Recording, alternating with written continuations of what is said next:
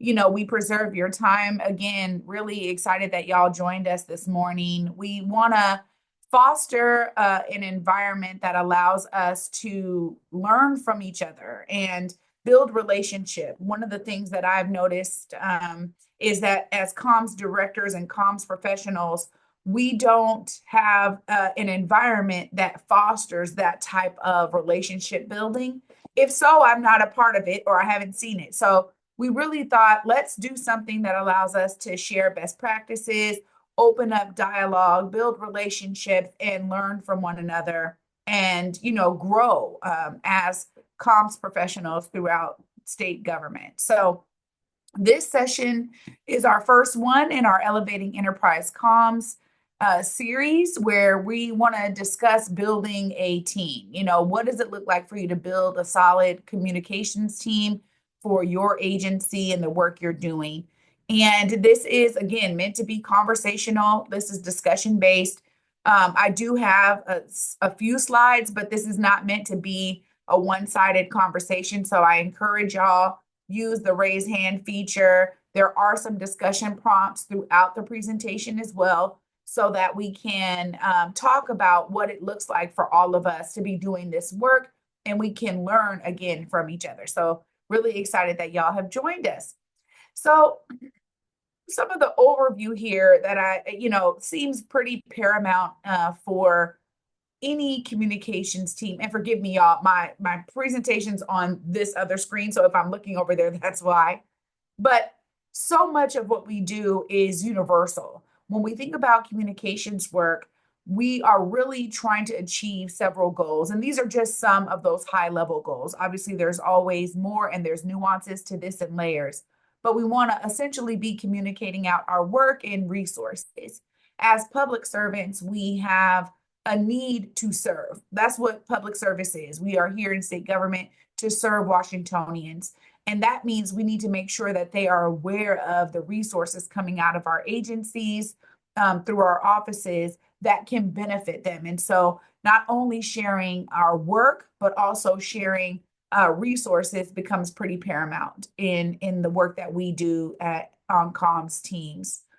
And then we want to be innovative. I mean, creative content is used to engage audiences in ways that get them used to what they're seeing outside of, government. They also have these customized news feeds. We see a lot of that, but we also are witnessing in this technological era a huge growth of different tools and strategies that we can use to make sure our content is creative. And so I know that's pretty paramount on our team at the Office of Equity, is to figure out some creative ways of communicating so that people want to know more and they want to tap in.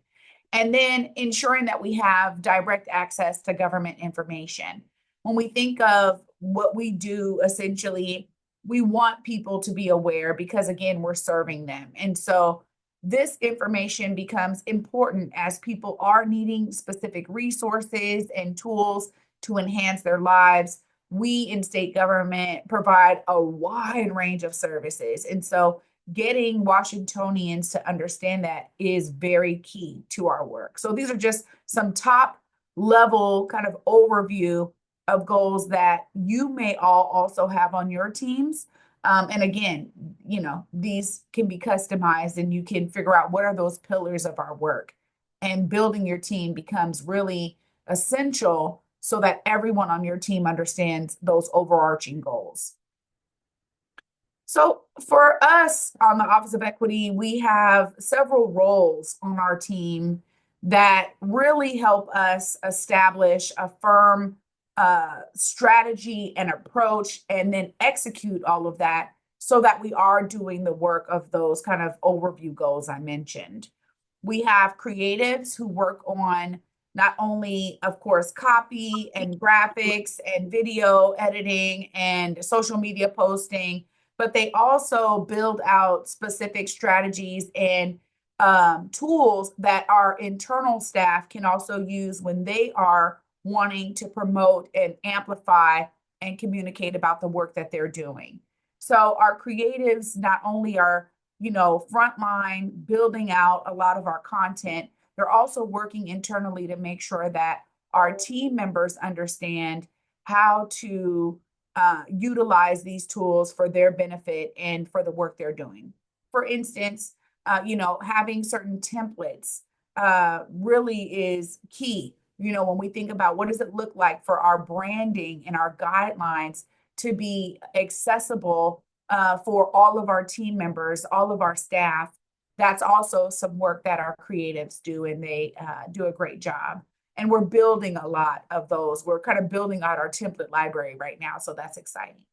We also have our, I love to call them engagement. They are our equity event managers. And what they, one of the things that I realized in the work that we do for the Office of Equity was because we're new, not a lot of people know about us. And so, how do we get people to understand what we do and who we are?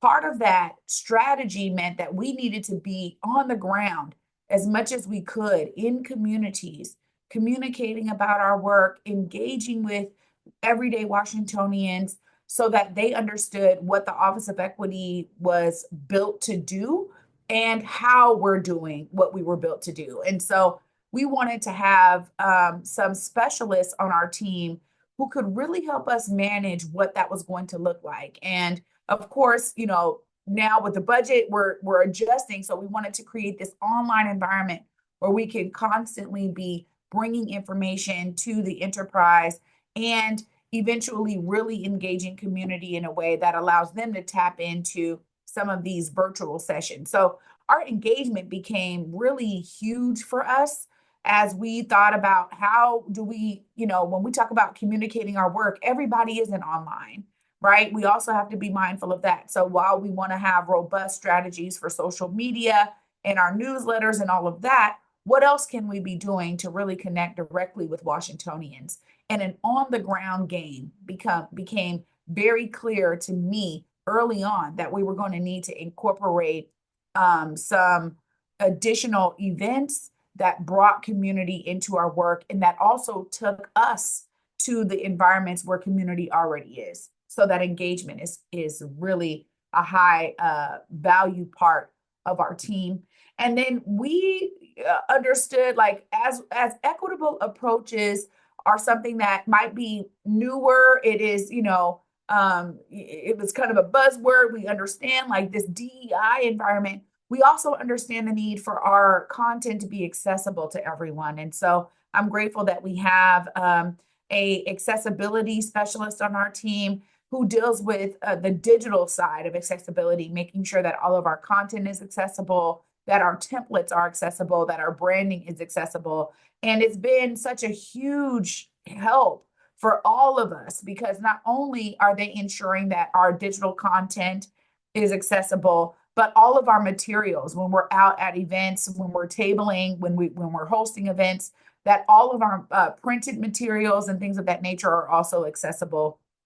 And helping the enterprise grow in its accessibility as well with, DEN and other groups. I'm so grateful that our specialist, Vic Vong, was able to participate in updating OCIO Policy 188. So it's great because we have some folks on our team who are dedicated to ensuring that everyone has the way and the pathway to receive our information. So that just became really important. So these are kind of three pillars of how I came in and said we need to build a team that can handle these things. And so these roles are really where I began to center building out our team. So I would love to open up for our first discussion point here. We know that there are a lot of different roles in communications. As we were looking at this series and trying to target specific roles who are communications professionals throughout state government, we also realized there's a ton of different roles. So it wasn't easy for us to pinpoint it based on just the word communications, for instance, right? Like some some roles may say media specialist or digital, media manager. I mean, there's so many different roles. So I want to open this up now for y'all to help share some of the roles that are key on your team. Um, let's open it up for discussion. Anyone like to start us off? This is Brett from L&I. And so, I mean, we're kind of unusual, I think, in state government in that we have, a pretty large staff. We have a lot of communications consultants that are assigned to various parts of the agency. We have a whole graphics team that does just graphics, and they're focused on accessibility, like you've said. Because it's very important for us and our customers. We have a lot of LEP customers who, need to have translation, need to have things in simple language so they can understand English when they need to. So they're in charge of that. Then we have a whole video team that helps us with not only doing regular videos, but also with social media. We're trying to do a lot more social media and reach people that way because we realize that that's kind of an effective way of getting the message out. And then we have a whole web and communications team that handles our public websites and those kinds of things. So we're a little unusual in that we have a lot of resources here. But the things that you've talked about does allow us to have kind of a well-rounded effort in order to reach our customers and even the general public at times. So I feel blessed and to work here because we do have the kind of resources that we need. Wow, thanks so much, Brett, for sharing. I mean, and you mentioned, website team, which is so paramount, right? And we recently, the end of last year, we hired someone to come on board to help us with the website because we kind of had this internal team of folks who, as many of you may know, when we think of communications, we have Jacks and Jackies and others of all trades, right?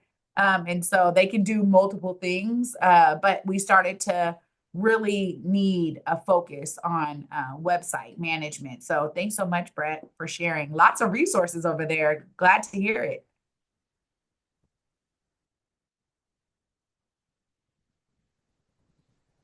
This is Tim Kenny from OMWBE. I can offer kind of a counterpoint to that. In OMWBE, I would say, are fairly under-resourced when it comes to comms. We have two communications positions. There's me as our director of comms, and we have a communications coordinator. So we were going to hire a language access coordinator and someone to help us focus on digital accessibility as well. Accessibility is one of the areas that is not our strong suit, but we know is probably the biggest need that we have right now and our total focus moving forward. But then the spending freeze happened, so we weren't able to hire that third position. So right now we're kind of just doing the best that we can. But with a very small team like we have, we have to just sort of divide up the workload that we have ahead of us. And I guess I'd say tackle as much as we can within our limited resources. So the way that we break that down really kind of divides between written content and design. I generally do almost all of the writing for the agency, and then my coworker does all of our design work, handles our social media accounts, all that sort of stuff. And then for anything else, web stuff, we kind of both, I'd say do that one together, though I have a little bit more background and experience there. But since we're a little bit under-resourced in this area and we don't have a big team, it means that we do have to rely on other folks in the agency for their subject matter expertise. I'd say a lot more than if we had more roles dedicated to writing. So that can be a challenge. I'm sure you've all faced, when you're trying to ask people to generate even a first draft of content and stuff like that. It can be intimidating to folks when they're writing for the public. So I'd say that's maybe one of our biggest struggles, in addition to accessibility, is just like one of our huge focus areas right now. Yeah, thanks so much for sharing, Tim. It's interesting. That's exactly how I started here at the Office of Equity. It was me and then I brought on one more person and we were doing exactly what you're doing now, right? Getting out as much as we could, utilizing the tools internally that we could. Thankful that there were some tools that helped us with some accessibility things. But again, it wasn't a strong suit of ours either. Neither of us had background in that. And so to expand, to include someone who could really focus on that became really important. So I see why you were going there as well. Thanks so much for sharing.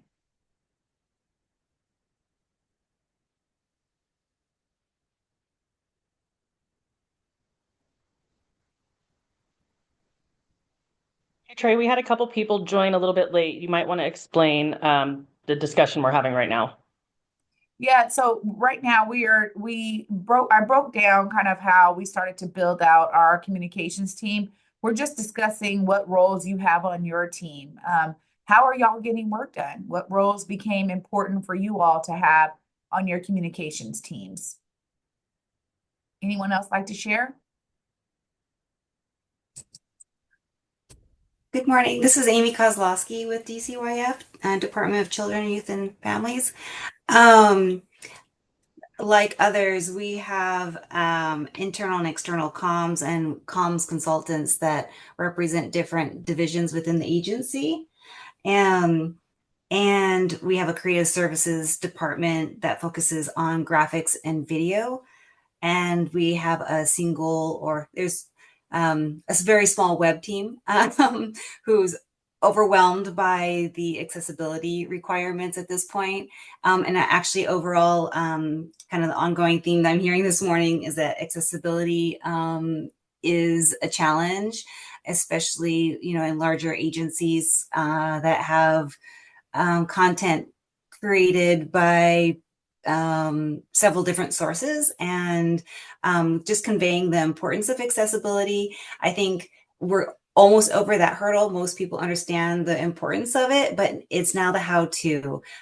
How do you write and create documents that are accessible and meet the ADA guidelines, especially for web content, just because there's so much, it's so content heavy there, and kind of going back in time and revisiting and rewriting content to make it accessible, and also putting some sort of controls on new content that's coming in, making sure that things are accessible before they're shared with the public or put online internally or externally. So at some point, I would love to pick brains of other comms people who have any success with any sort of systems or resources to assist with the accessibility requirements that are coming up in April of next year.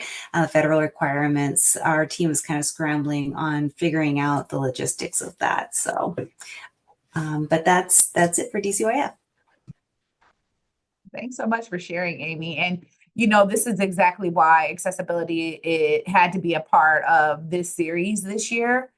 So we will actually have another session that focuses specifically on accessibility in communications work.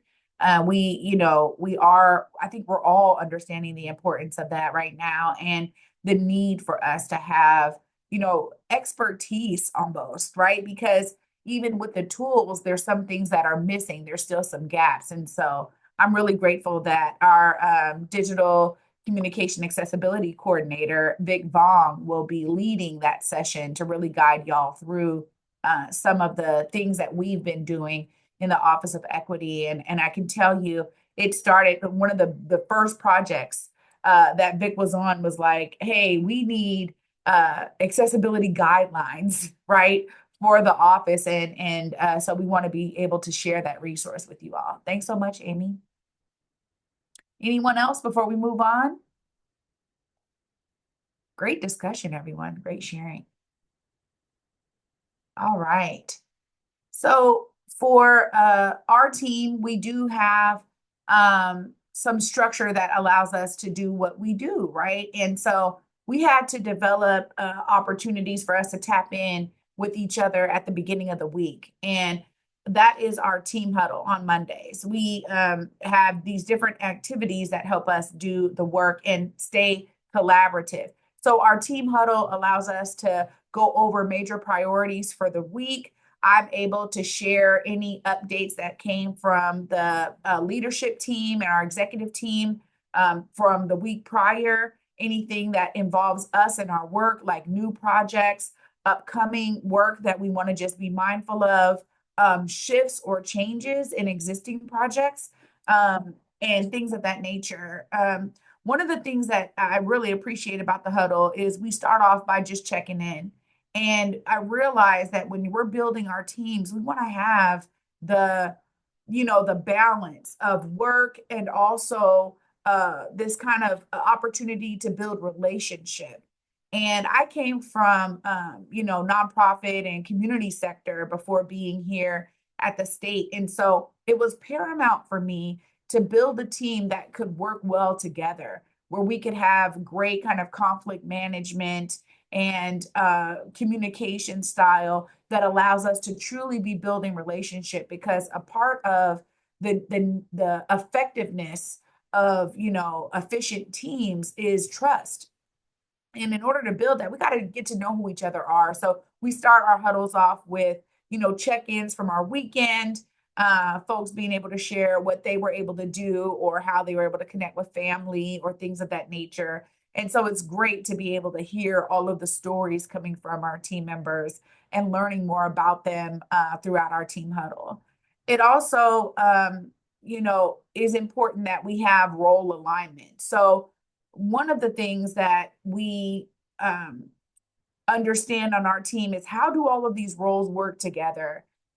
Sometimes there is overlap, right? There is a need for, again, like I was saying, folks of all trades who can step in and do various things, allows us to understand, we know exactly what your specific role is, but we also understand that maybe you have, prior experience in, website. For instance, Melissa is one of our equity event managers, but before we had a website person, Melissa was kind of that person. And so understanding where some of our strengths lie allowed us to establish not only our role alignment, but also that those specialties that people are bringing into their roles. And then we are able to collaborate on projects. We had to have various systems put in place that allow for collaboration to be effective and highly effective. I'll talk about some of that in terms of the support, but our team is going to, all of our projects are pretty much going to hit multiple people on the team.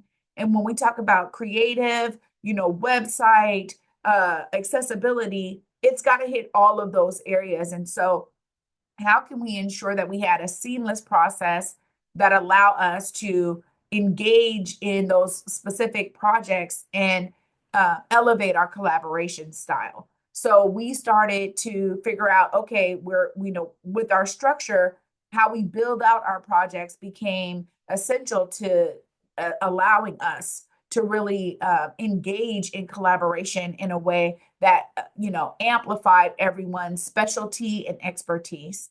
And then, I was able to at least one time, well, I'll say a couple, but we were able to get off site last year. I know that with the budget, we won't be doing that this year, but team retreats where we were able to get off site, we were able to dive into, topics that were of concern for the team. As we were growing, we were also involved in a lot of different work. And so we needed to talk about capacity in a real way. And our team retreat allowed us to get away from our screens, to be in person, off site, and, have a couple of days to really hone in on, not only the concerns and for us to collaboratively build solutions around those concerns, but for me to also share deeper vision of the growth of our team and the way that I'm intending to build us up so that everyone has a great work-life balance, right? We don't want people getting burnt out. We want people to love what they do. And that's why they applied for the job, right? And so how can we have a good balance that allows us to be effective and efficient and responsive as needed, but also that we're understanding our capacity and that we're, making sure we have good boundaries set for the team. And so it was an opportunity for us to do that. Before we did a team retreat, I would do these work sessions. And so at the end of the year, we always get into the office because there's something special for me about creative collaboration in person. There's just so much more that you get done, or there's nuances that you catch that maybe you wouldn't catch if you're just online, right? And we're just in front of the screen. And so we also had opportunities that weren't necessarily retreats, but they were like, let's do an in-person workday session. And this is, of course, because our team is fully remote. And so having those spaces to be in person, to be together, bring your lunch, whatever we can do to connect in person. It was really great to also have those. So building those kinds of points of time into your calendar in a strategic and intentional way really helps with the team structure overall. And then we needed to have our support in place. When we talk about our weekly priorities, now all the team members are sharing what those weekly priorities are with me. And so I have a full running sheet where I can see week over week how different things are moving through our processes. But it also allows for folks to build support with each other, right? If we know that one of our team members is working, really hard to get a newsletter out, for instance, then we're understanding where their capacity is. And so those priorities being shared with the team, this is a shared document, everyone can see it. So it allows for us to have a transparent approach to understanding what folks are working on in any particular week that allows us to also be mindful of other folks' capacity. And so that level of support, I think, has really been helpful. And people being able to share, like, y'all, I got to get this thing done over here. If y'all can, maybe limit the meetings I need to attend or things of that nature. We need to be open and honest about where we are. And that sheet and people sharing, that helps us do that. And then for our team, since we have, some of you talked about the roles on your teams too, we have these internal teams, right? And so, sometimes Melissa, as one of our equity event managers, may have to get with Tanisha, our other events manager, to talk about what's going on in terms of, some of the series that we're doing now, these webinars we're producing, or some of the other virtual engagements that we're doing. And so the creatives need to get together, to talk about, okay, I'm taking this project, you have this one. So this internal kind of teams, and I call them the intra teams, they need to do work together. Right now we have 2 accessibility folks. And so them collaborating with each other on different projects or strategies, these kinds of touch points really become paramount in terms of support. And for us, the system that we needed to create, because we are there to amplify the work that's happening throughout the office, right, of equity. And so we developed our internal communications request process that allows for, folks on our team, the directors, to submit a request. Hey, I have this FAQ sheet that needs to get on the website, or hey, we need, a one-pager about this thing. So we realized, like, okay, if we don't have a system in place, it's going to get crazy, right? And so it's not quite as robust as a ticketing system, but it's like what we have with IT, but it's very similar to that, right? Where we have an intake form, we review that intake form as a team, we assign the work accordingly based on the request, and then we put it in our production tracker, which is our main, project management system, allowing us to see how each one of these projects is moving through our process. And we have a kickoff meeting with the folks who requested it, get all the information needed to produce what we need.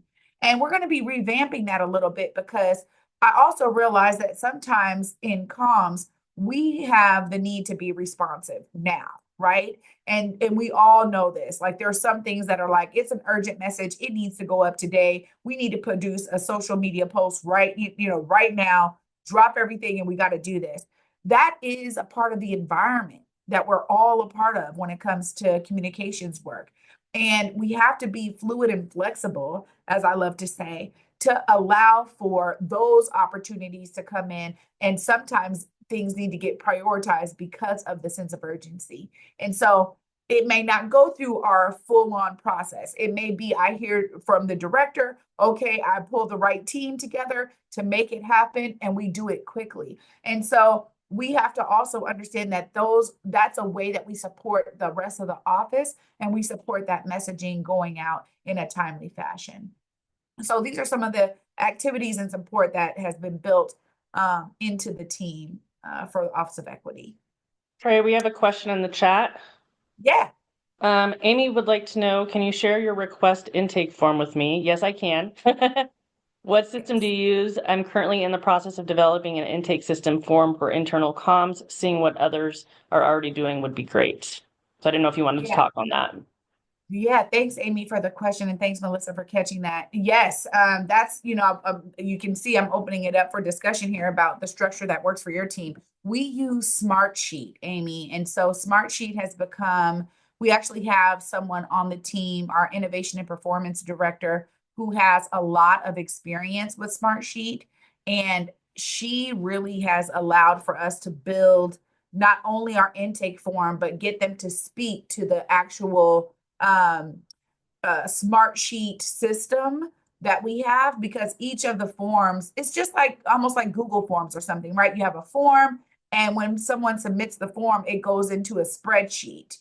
What we did was we said, okay, that spreadsheet is not going to be where we track everything else. We're going to take an intake request and assign it up accordingly and move it into our other Smartsheet form, which is our production media and production tracker. So that essentially became our project management. Those two things became our project management system. And we can definitely share with you so you can kind of see the structure of those two things, what was important for us. So Melissa, if we can share some snippets so that Amy and others can actually see that. You can definitely share the intake form. Oh, you said I can see the chat. Oh, okay, great. So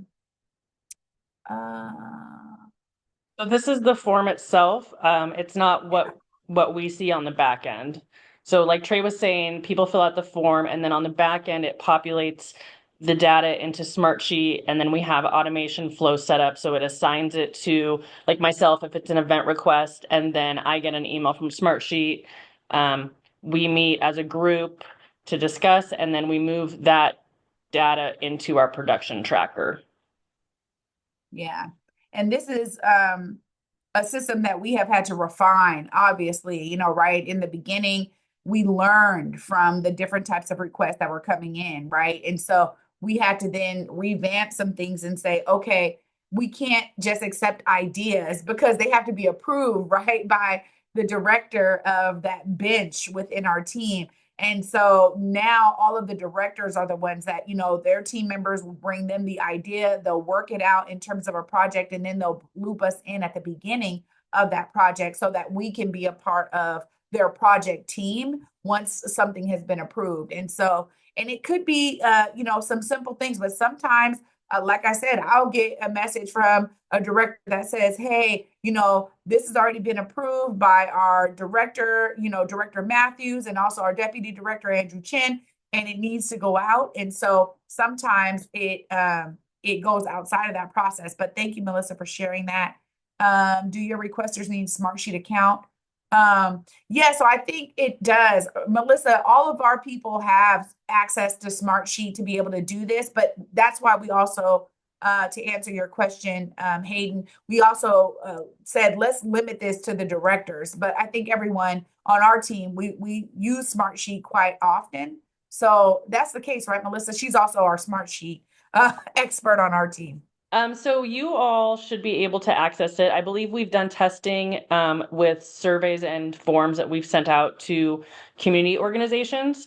So you all should be able to access it without an account. However, if you want to have the back end access, you would have to have an account.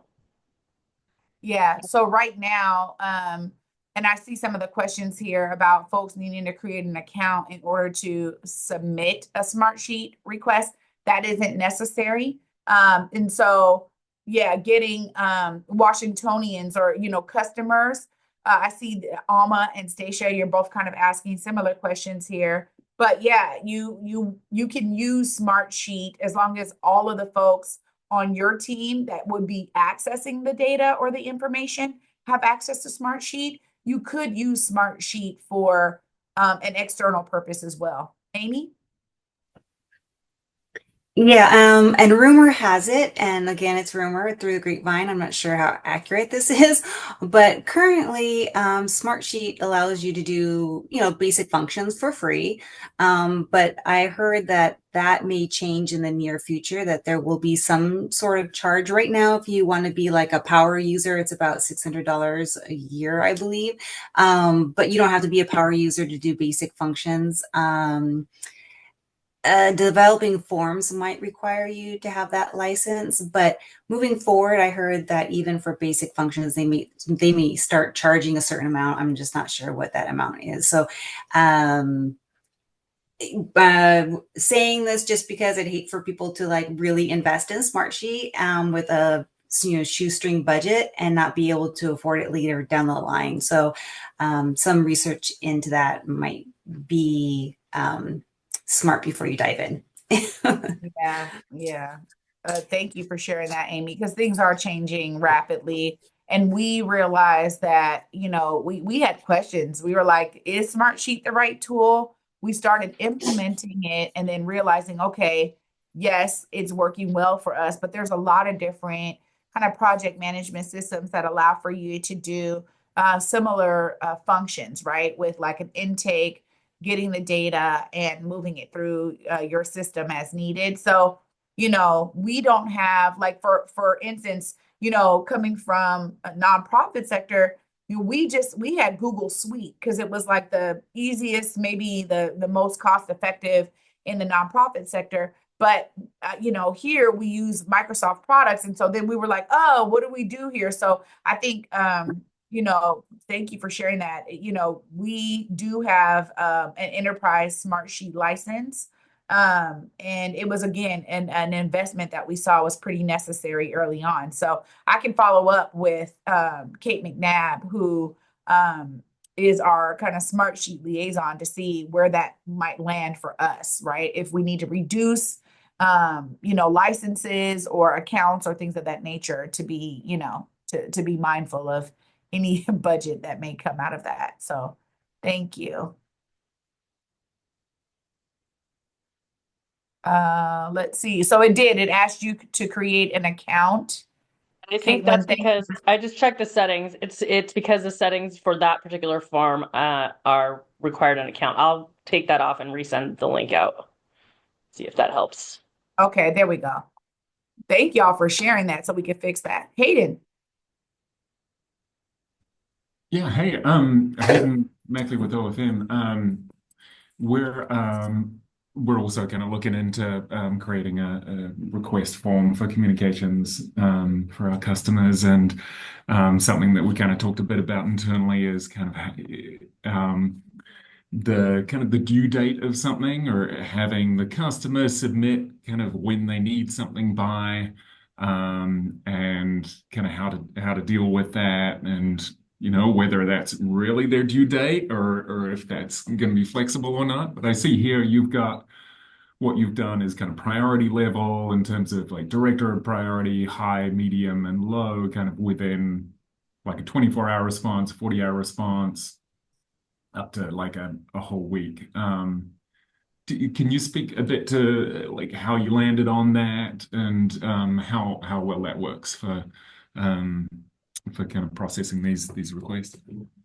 Yeah, that's a great question, Hayden. What we did was we really had it a little bit more open at first, and then we started to evolve over time. So once we started to see the types of requests we were getting and what it looked like for us to complete them, we were able to develop these different priority levels and share that with the directors and the rest of the office. because all of the directors were taking this information back to their teams. And so I was able to let them know, okay, now we have developed these specific priority levels, that, if something has Director Matthews' approval and it's urgent in that regard, this is the priority level you use. And so we went through kind of doing it for a while and then realizing, okay, if something is a lower priority, then we don't need to get to it right away. We can get to it within, a week time, and that's okay.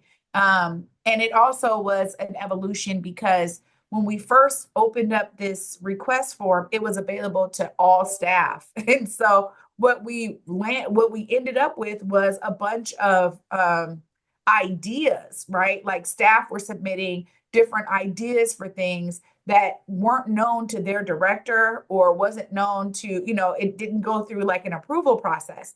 And so our team would start working on stuff and then they'd be like, whoa, wait a minute, what is this? Like, I don't know what this is. And so we were like, oh, okay, we can't do that. And so we had to change it. But that helped us, doing the work actually helped us land on those different priority levels. And then I had to go back and let all of the directors know this is what you can tell your teams in terms of our turnaround times. We shared them at the top of this year as well in our strategic planning. We had 2 days where we all shared our strategic plans for 2025. And so we were able to dive into what it looks like for folks to understand different timelines, whether it's a creative request, an accessibility review request, or an event at that time. And now we've kind of looped in website management similar to creative requests. Does that answer your question, Hayden? Yeah, no, that's great. Thank you. And on the back end side of things, do you end up kind of putting on like a due date or a target date on that, or you just kind of work within those kind of priority windows that the customer submits? Yes, we do. So once we get a request, our team reviews it and puts it into our project management system, which is another smart sheet system, our production and media tracker. And in that tracker, that's where we set due dates, right? So we have the first due date is, okay, within a certain amount of time, based on the priority level in the request form, that is where our kind of project manager lead of that specific request will have a kickoff meeting with the requester. So if it's coming from our innovation and performance team and they're like, hey, we have this project that we're working on, we need to get it on the website, we need to get it on social. The person who normally it's a creative role who will be the kind of project manager on our end will connect directly with that team on innovation and performance who has that project. And out of that kickoff meeting, they establish the timeline. So, okay, you have this stuff already done. You already have the copy written. It just needs to go through these different steps on our team, whether that is getting branding, getting an accessibility review, and then, getting published. Here's what that timeline looks like. And so in that kickoff call, we gather all the information we need to make sure that the requester understands here's what the timeline looks like. So even if something is a high priority, then it's a quicker turnaround, right? And so we know, okay, tomorrow we're going to have, take a priority to do this, and that so that we can get it out by this specific date. So those kickoff calls become real paramount in the structure that we've built because it allows for us to get everything we need, like the intake form is kind of that initial request. But when we have those kickoff calls, we have now an expert on the call from our team who can really help design what that timeline looks like. And that's where we set due dates. And those due dates get put into our production tracker. Right. Okay. Interesting. And the I see you've got the ASL like request option there as well. That's kind of a much longer window. It's like 60 to 90 days prior to needing that. Is that mainly because you're working with kind of outside contractors for like ASL interpretation or language translation? Yeah, absolutely. And so those are specific to event requests, right? If you're putting in an event request and you know that, the audience, you can anticipate the audience is going to need ASL and CART, there is a specific timeline. And Melissa is our expert there. Melissa, do you want to talk about that? I believe it's 6 weeks that we need in advance, 6 to 8 weeks. Yeah, so there is currently a shortage throughout the state for the contracted ASL interpreters and parts. So there's a a form that you have to submit for the services, and then they have a process of how the state and the contracts find interpreters for you. And so they do ask that you give a 6-week window. We can sometimes obtain services within 2 weeks, but we try to do it as soon as possible. Well, I hadn't heard about the shortage, but that makes sense. I know our folks were really scrambling to try and find ASL services for our kind of all agency kind of in-person event that was yesterday. And they're kind of having a hard time finding those services. Thanks. This is a really interesting, great conversation. Yeah. And I'll share with you all too that one thing that we noticed, I did this I guess last month now, was that we have this process because we were like, let's develop something that allows for us to have a good workflow. One of the things that I'm actually going to be bringing to my team on our huddle on Monday, so Melissa gets to hear it first here, is that there are also times where something has a very quick turnaround. And so in that regard, what we did was we kind of flipped the process. So our tribal relations person, Isak Sicha, reached out to me and said, hey, we have this sheet that needs to go. We need to publish it, right? It's ready to go and time is of the essence. What I did was I had it was about 40 minutes. We did basically our intake before any form was filled out. We actually had a quick chat with myself and Brian, who is our website specialist, and Isak Sicha and Casey, who is a tribal liaison. And so we all came together, and through that conversation, we got all of the information we needed. I was able to fill out then the intake form on behalf of this request and put it directly into our production tracker. And Brian, because Brian was on the call, Brian was assigned to this. He knew exactly what to do. I was able to quickly brand the document that they had created that needed to go up on the website.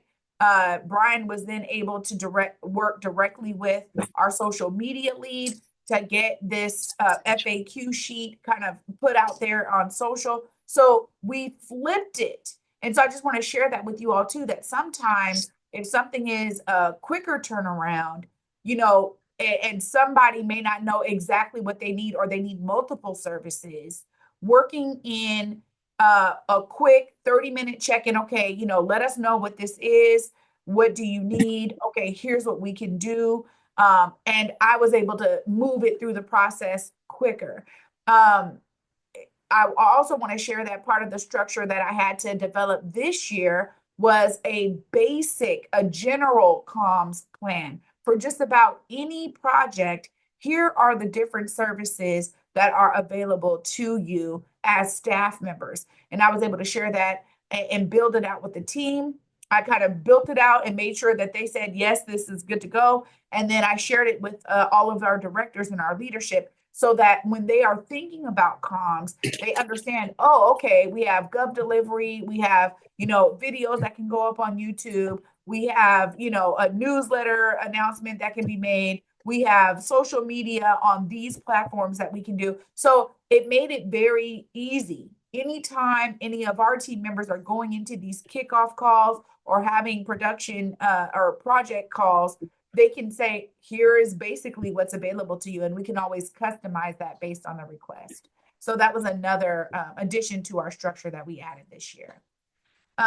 Thank y'all. That was great discussion. Any other questions, comments about any structure that works for you all? some of you with larger teams, I'm sure you have a way of the teams talking to each other and getting things done. Anybody want to share?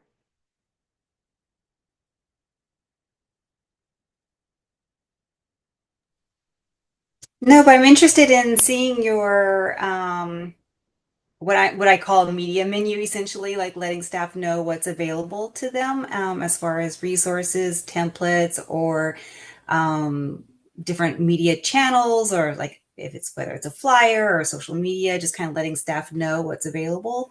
I've created something like that in my former employment. But as I mentioned in the chat, the internal comms department is a new department at DCYF. So we're kind of starting at ground zero and building everything up. And that's one of the items. So if anybody in this group has an existing media menu that you share with your staff, I'd love to see yours and how you organized it, and kind of like what's included, what it looks like. So I like that media menu. Melissa, you can drop our general comms plan in there. That was just it's just a Word document, right? I didn't make it fancy. That's what my issue is. Sometimes I want to really make it colorful and, use our branding. And I said, I'm just going to create a document and y'all can see that this is essentially what we can offer. So we can make sure we drop that in the chat.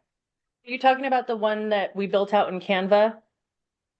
No, yeah, see, so no, I have I'll find it. It's a Word Okay. document. I'll make sure we get it out to y'all. It's a Yeah. Word document, the general comms plan. Yeah. Okay, perfect. Okay, thanks. All right, moving on here. Some of the pillars of our team. This is a really great discussion. This is what this is about, y'all. You're making me excited. Some of our pillars for the team is really about innovation. A couple years ago, when we did our first convening, We the People convening in 2023, I did a workshop on innovation in communications for government comms. And innovation is something that I was like, I want to come in, I want to add some, color and vibrancy to how we're communicating our work out. And so innovation became a real key area of the pillars for how I was building out the team, making sure that we understand how we are incorporating trends and tools and channels and our delivery. What does that look like? Our brand, our voice. Innovation has a lot to do with how comms is built. You look at from one generation to the next. There are new ways of communicating. There are new existing platforms and channels that really work well. And word of mouth is still one of the highest levels of marketing out there. And so how we utilize that, how we drum it up became important because we wanted to make sure that folks, were excited about what they were seeing from us. And so innovation was key. I talked earlier a bit about engagement. We are here to serve Washingtonians, but what I realized, even as a Washingtonian myself, because I always say, I am who I'm looking to serve, right? And I realized that I never had direct access to state government. It never felt as though I did, right? If so, it was on me. Like they were never anywhere that I was, right? I didn't see enough of that unless it was some very specific services, like maybe through DSHS or something. When I was a young mother and, in school and needing help with, food stamps and things of that nature, there was a need which drew me in. But if I don't have that need, what other kind of ways can I be drawn in? And so that's why our engagement became so necessary for us. How we stay engaged with our audiences, having these kinds of opportunities that bring information to the public in ways that make it, again, fun, engaging, innovative, exciting. So our convenings, our We the People convenings became such a great way of bringing community and government together to learn from each other and build relationship. And so I know we don't have one this year, but that is such a key event And we've heard so much amazing positive feedback from folks who are like, I've never been in a conference style environment with state employees like this. And so we want to understand, thanks, Amy. We want to understand the importance of being where people are as well, and then offering opportunities for them to join us in this work. So, doing that on a digital sphere. Bye, Tim. Thanks. Allows us to, be mindful of comments and the connections that we're building digitally, being a part of different communities, following other accounts, and staying engaged with the information they do. For our social media lead, some of this stuff is what we can do in a virtual environment. And then we also really care about that kind of on the ground game. We talked a lot about access and ensuring that we have guidelines, templates, that we have the review process built in so that our team can feel confident about what they're doing and what they're producing when they're sharing out their work. But that we also have specialists here. So not only do we have the guidelines and we have templates, but then we can review everything, right? So the specialist knows, okay, hey, here's this or that. I thank you for using these tools. Here's an additional thing that you can do, or you might want to do an alt text here for this image. Those kind of things really help really elevate and grow the team. And this year we are working on some internal team trainings to also share out how to build accessible documents. And so, as we were talking earlier, that is becoming really key for all of our comms teams across the enterprise. And one of the other things that was something I came in with the innovation, kind of these are some of the access was the newest thing, but innovation, engagement, and personalization. Not enough Washingtonians know who is behind this work. And so I wanted to come into the Office of Equity and truly personalize our content, put our faces out there, utilizing our quotes with, putting our photos in things for those who are willing, right? Like this is optional, but I really wanted to ensure that the leadership team felt comfortable in being on camera. Now, a lot of folks don't.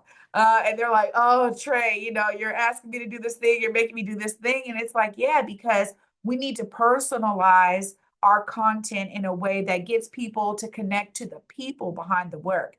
Sometimes it is based on need, as I just described in a personal example of myself. But other times we have to recognize people don't always connect to just information or just their need for a resource. They connect with other people.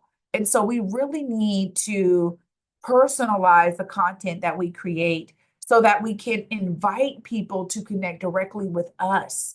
For any comms director who is doing amazing work, has great resources out of your agency, is wanting to make sure that people know about, something that can really enhance or benefit their lives. I see that as like a first stop, personalizing it, just getting on a live even, or creating a selfie video, right? Like using my webcam to just tell people what it is and put it out there is something that I was like, we're going to need to do that. We're going to need to get comfortable doing that on our team. And so it was paramount. And I'm so grateful because I've heard such great response from that I know that what I'm saying and what I'm feeling, even as when I put myself and just put my Washingtonian hat on, hearing somebody talk directly to me about a resource or information that could benefit me is so much better than only having a press release or a one pager or some type of document or presentation. So that became really key for how we were building our pillars on the team. All right, so I've talked a lot about our pillars here. I want to hear from you all. Are there some specific kind of pillars of your work that helped you build your team within your agency?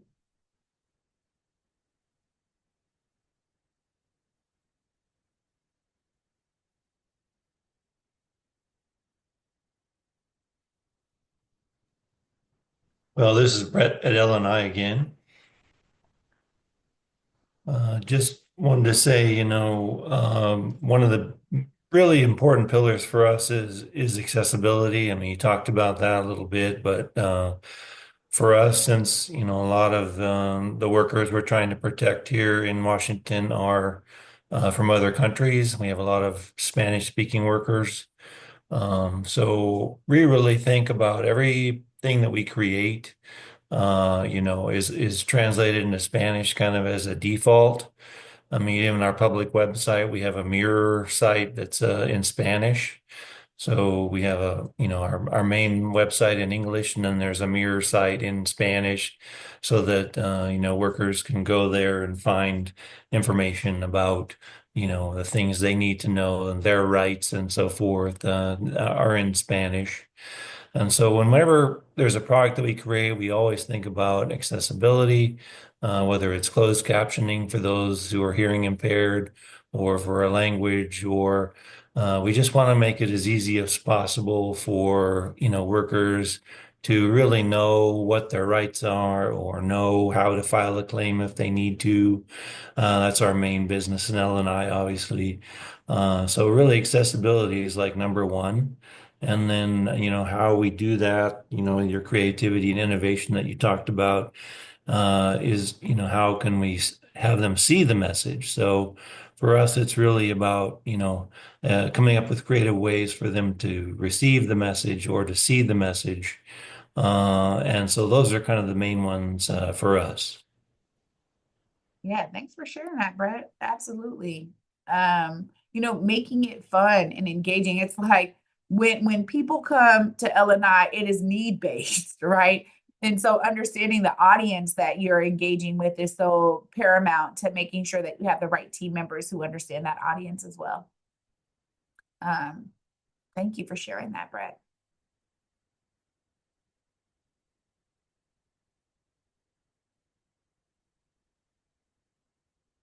Anything else, any pillars that stick out to you or any questions about the pillars that I shared? We can go back to them too if need be. Well, we're wrapping up here, so y'all might get some time back. I just want to open it up for open sharing. What works for your team? Do you have workflows that work for your team or your agency? Are there any successful examples you'd like to share or best practices that really work well for your team? This is kind of just our last slide here, just opening it up for discussion. Go ahead, Brett. Yeah, this is Brett again. So, we talked about, people filling or having customers fill out forms and that kind of thing. And so what we found that works for us is, we have a fairly large agency. We have about 3,000 employees. And rather than giving them a form to like request communication work, how we've organized is that we have our consultants divided up by parts of the agency. So each of us support certain programs and divisions within the agency. And so we're training our staff that if they need something done, like an article or a brochure or something like that, they should come to us first. And we can discuss what their needs are and maybe advise them that, maybe they should try this or that. Maybe that would be more effective. We just have found that if we can just have them come to us first to initiate the project, we can kind of help them figure out what's best for their needs rather than just having them, decide on their own. Because sometimes people think they know what's best, but they don't always know what's best. So it's nice to have that initial stage, I think, to kind of, go over what they're trying to accomplish. What are your goals? What are you trying to do? And then trying to figure out the best way together to get that done. And then after that, we're the ones that actually fill out the form. So in other words, if we need a graphic created, excuse me, or a social media post or whatever, then we have forms that we do that. And we do that on SharePoint. So we actually have SharePoint forms that we fill out. And then everyone can kind of see what projects everyone else is working on. And so it just gives it more of a, visibility among all of us about what everybody's working on. And then the project goes from there. So that's kind of different, I think, how some of you do that. But I just wanted to share what works for us. Yeah, thank you so much, Brett, for sharing that. And it's interesting because that's exactly what I experienced last month. And I said, okay, I think we might have a need to do both and, right? If we have done a good job and people know what they need, they can fill out the intake form. But for those who just like maybe need that discussion, then we can do it, right? And it actually allows us to kind of move things through the process a bit sooner, honestly, because we're starting with that kickoff. So we're just kind of flipping it instead of the intake form and then the kickoff, we can actually do the kickoff that informs the form, right? And so I love you sharing that. I experienced the success of that as well, because it also allows for the right people to be in that call to know exactly what it means for their role and what they need to do. So thank you, Brett, for sharing that. Yeah, absolutely. To your point, Stacia, this human-centered approach is important. And again, it allows us to connect with team members, right? Because then they know that we are there for them. In comms, we are almost always dealing with internal and external comms. And so even just hearing that, sometimes internal comms just now being built up because we're so used to being, external facing. But, having that both and approach, I see it as a paramount on our team.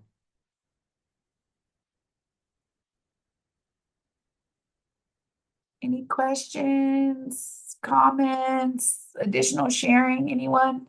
Y'all have been really great to ask questions, and I'm glad that we'll be able to share some tools out with you all that work for us.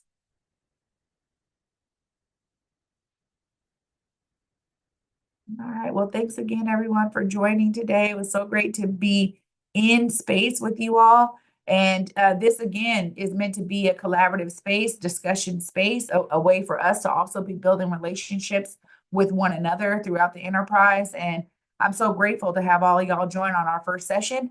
We look forward to you and others joining us for our future sessions this year. And next year, we're really excited to start having y'all present, like talking about things that work for you and focusing on maybe successful projects where you were able to do great collaboration. So thanks again, everyone, for joining. Enjoy the rest of your day.